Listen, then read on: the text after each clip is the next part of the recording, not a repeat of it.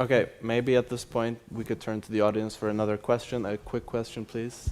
Maybe someone from the back, a little bit. Not too back. From you oppressed people at the back.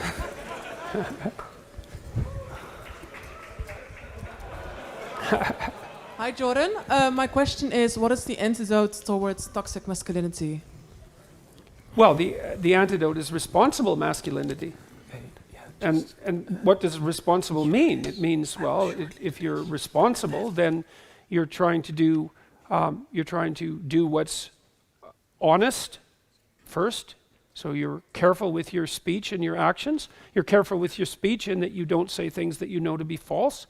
And you're careful in your actions so that you don't have to lie about what you do. That's a good start. And then the next thing would be that you're capable of taking responsibility for yourself at least, so that once you're an adult, no one else has to bend over backwards to ensure that you don't unduly suffer in the world. And so that's responsibility for yourself. And then if you get halfway good at that, well then, you might think about taking on the responsibility of a family and contributing to your community and doing all those things in a harmonious manner. And that's obviously the antidote to toxic masculinity, which is not a phrase I would generally use.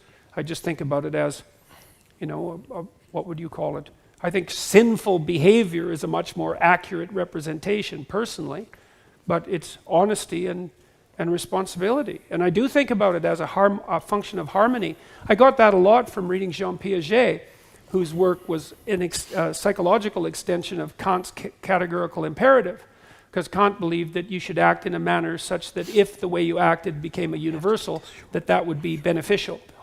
But Piaget formalized that very nicely, showing that one of the bases for the emergence of a system of genuine ethics was an iterable form of reciprocity.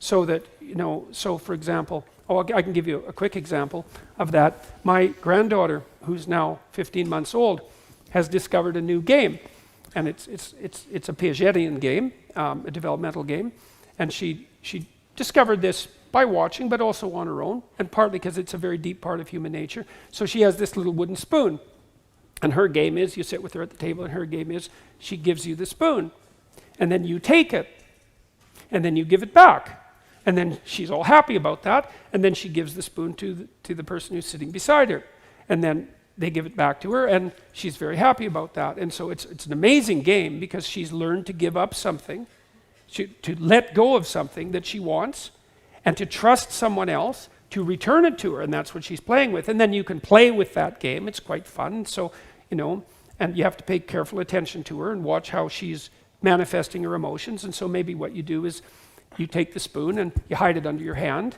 That sort of disconcerts her a bit. Then you show it to her and pick it up and give it to her, and she's happy about that because what she sees is that the principle of reciprocity can maintain itself across a set of transformations, and that's really exciting to her. Or you can give her the spoon, and she can give it back to you, and then she can reach for it, and you can pull it away 1/4 inch, and that sort of disconcerts her, and then she'll...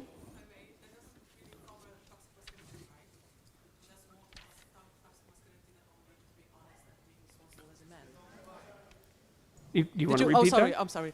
I said that didn't cover really a toxic masculinity, right? Because yes, it's dealing with the principle of reciprocity. You just said that you have to be honest and responsible as a man, right? Well, put it this way. When I'm giving the spoon back to my granddaughter, I'm not engaging in toxic masculinity. And that was the point that I was trying to make, is that, and this deep reciprocity and trust is part of the social contract. And it is precisely the antidote to what precisely, since we're going to pursue this, what precisely is toxic masculinity, as opposed to, say, toxic femininity or toxic humanity? What exactly are you asking me about? Well, I really want to know what you like, how you would describe toxic masculinity. Because no, I want you to define what toxic masculinity constitutes. Since we're going to define things so carefully, let's do it. Well, I think... Okay, guys, sorry, but we really have to move on. So there will be more questions later on. There will be a lot of opportunities to ask maybe questions. if you... Okay, so let's define it shortly. All right, shortly, please. Okay. I think that the moment when you kind of, I have a hard time to kind of describe it in English. Let's say, that you kind of go over a boundary that kind of neglects the freedom of the opposite, well, gender or whatsoever. So that's toxic masculinity, and that you kind of have. But this that would also be toxic femininity. Well, may I like finish my sentence, Sure. please? Thank you. And then also, I lost my sentence now. But no, I will be back. I'm back. But more in the sense that. Yeah, can someone help me here in the audience? Okay, so before we move on, let me point something out. You know, that I was willing to undertake this line of discussion, allowing for the possibility that the category of toxic masculinity had some content, right? But if we're going to pursue that line of reasoning and quibble about the answer, then we're certainly going to quibble about the definition that's embedded in the question.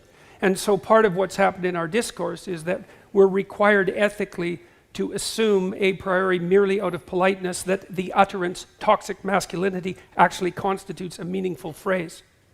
And if you push it, you find very rapidly that it doesn't, because it's very, very, very difficult to define, and definitions actually matter. And so if it's a matter of transgressing against the boundaries of gender-appropriate behavior, well, first of all, that indicates that there's something universal and normative about gender-appropriate behavior, which is something that people who push the idea of toxic masculinity generally tend not to presume. And second, it's just as likely to happen among women as among men, in which case it's not toxic masculinity. So maybe on to the next question. Okay.